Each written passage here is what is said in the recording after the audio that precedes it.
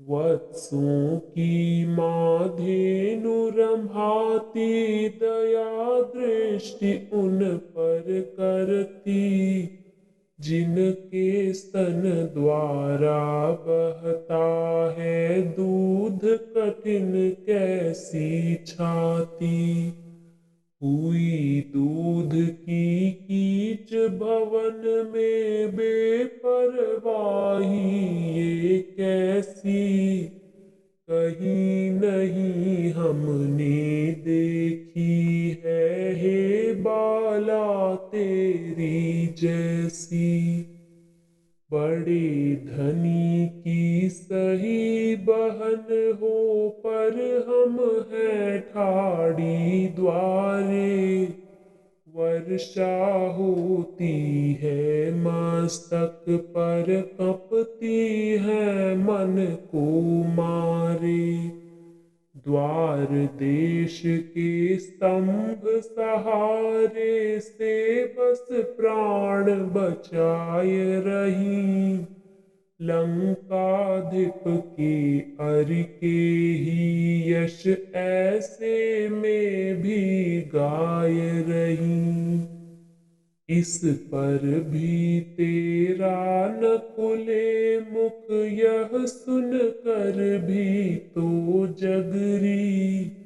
महानींद कैसी यह बाई, उठ उठ प्रिय रस में पगरी।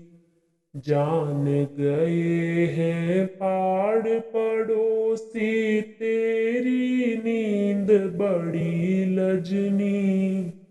है ये अब छंद हमारे, जानो रे हे सजनी। है ये अब छंद हमारे, जानो रे हे सजनी। इस पद में कवि ने गोपियों की आलस्य भरी स्थिति और उनके प्रति सखियों के अनुरोध का मार्मिक चित्रण किया है। वे उन्हें आलस्य और मोह से मुक्त होकर श्री कृष्ण की भक्ति में जागृत होने के लिए प्रेरित कर रहे हैं। कवि ने वर्णन किया है कि बछड़ों की माताएं गायें अपने बच्चों के प्रति दया दृष्टि रखते हुए रंभा रही हैं। उनके स्तनों से दूध बह रहा है और वह दूध भवन के फर्श पर फैलकर कीच बन रहा है। यह दिखाता है कि सभी ओर प्रेम और सेवा का अद्भुत वातावरण है, लेकिन इसके प्रति गोपियों की उदासीनता है। कवि गोपी को संबंधित करते हुए कहते हैं कि ऐसी लापरवाही उन्होंने कहीं और नहीं देखी। सखियां गोपी को याद दिलाती हैं कि वह बड़े धनी परिवार की बहन है, लेकिन इसके बावजूद वे द्वार पर खड़ी हैं। बारिश उनके सिर पर हो रही है और वे ठंड से कांप रही हैं। इस कठिन परिस्थिति में भी वे लंकाधीप रावण के शत्रु श्री राम और श्री कृष्ण का यशगान कर रही है।